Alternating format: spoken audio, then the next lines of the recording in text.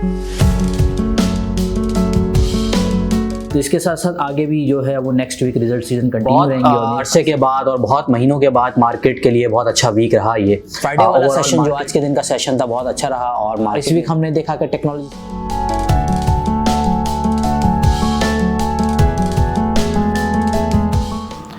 अस्सलाम वालेकुम, weekly market review के साथ मैं हूं यूसुफ सईद।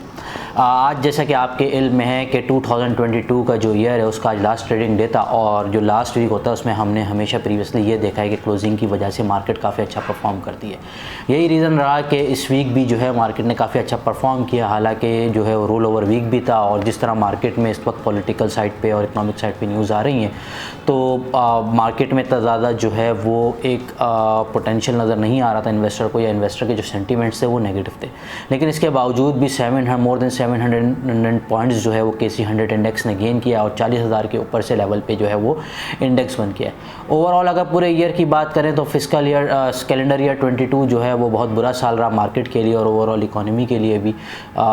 इकोनॉमी जो मार्केट जो है उस तरह परफॉर्म नहीं कर सकी जिस तरह एक्सपेक्टेशन थी, ख़ास तौर पे जिस तरह हमने स्ट्रेटजी लिखी थी उसमें हमारी काफ़ी एक्सपेक्टेशन थी मार्केट के हवाले से। लेकिन जिस तरह जो चीज़ें हुई पूरा ड्यूरिंग द ईयर और जिस तरह चीज़ें चली तो उससे इन्वेस्टर के सेंटीमेंट्स वगैरह और ओवरऑल इकोनॉमी की जो है वो इकोनॉमी पे जो है वो डेंट दिया।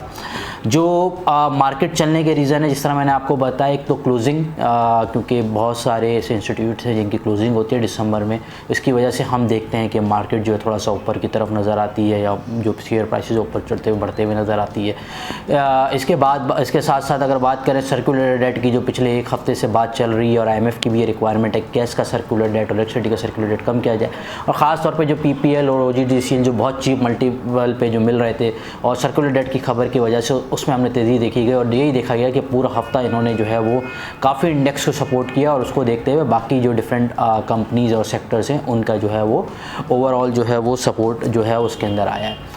तो आगे गोइंग फॉरवर्ड जो नेक्स्ट वीक है उसमें इसी तरह लग रहा है कि ज़ाहिर सी बात है क्योंकि क्लोजिंग हो गई है और शायद थोड़ा सा फिर से मार्केट में वॉलेटिलिटी नज़र आ सकती है।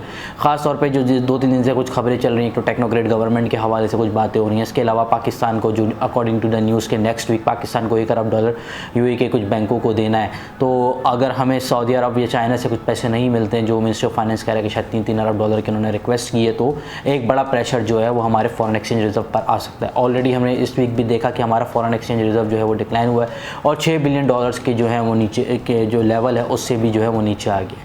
ओवरऑल करेंसी मार्केट में उस तरह हमने नहीं देखा कि इतनी ज़्यादा मूवमेंट आई हो एज़ कम्पेयर टू PKR और डॉलर में, लेकिन फिर भी थोड़ी बहुत जो है ऊपर की अपसाइड जो है वो हमने देखी है। लेकिन अगर हमारे पास इनफ्लोज नहीं आते तो आगे जाके जो है ये फर्दर और एक्सचेंज रेट फर्दर और जाके जो है आगे बढ़ सकता है। इस पूरे वीक में जो सबसे ज़्यादा जिन सेक्टर्स के अंदर काम हुआ है उसके अंदर सबसे पहले पावर सेक्टर है, इसके बाद कमर्शियल बैंक्स है, टेक्नोलॉजी एंड कम्युनिकेशन सेक्टर है, oil and gas exploration sector है, इनमें सबसे ज़्यादा काम हुआ है। अगर हम स्क्रिप्ट वाइज बात करें ड्यूरिंग द वीक तो सबसे ज़्यादा काम जो है वो बैंक अल्फला के अंदर हुआ है। बैंक अल्फला में जैसे हमने अपनी जो डेली वीडियोज़ करते हैं उसमें आपको बताया था कि बायबैक जो है हो रहा है, जो कंपनी इसमें शेयर्स बाय कर रही है, बायबैक तो नहीं हो रहा लेकिन कंपनी में शेयर्स बाय कर रही है जिसकी वजह से जो है उसमें वॉल्यूम देखा। इसके बाद के इलेक्ट्रिक जो है सेकंड हाईएस्ट वो था जिसमें सबसे ज़्यादा काम हुआ है। इसके बाद जो है वो WTL और PPL जो एक बड़ी अट्रैक्टिव रेट पे PPL मिल रहा है उसके अंदर हमने सबसे ज़्यादा काम होते हुए जो है वो देखा है।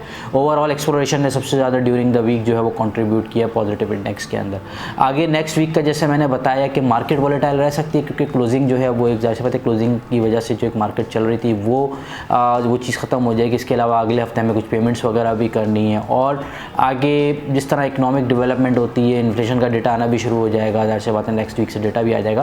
तो ये सारी चीज़ें जो मार्केट को इम्पैक्ट करती हैं। तो मेरे ख्याल से आप कैश हाथ में रखना चाहिए और कहीं अगर अपॉर्चुनिटी मिलती है कोई इस तरह की पॉजिटिव न्यूज़ आती है तो फिर देन मार्केट में इन्वेस्ट जो है वो करना चाहिए।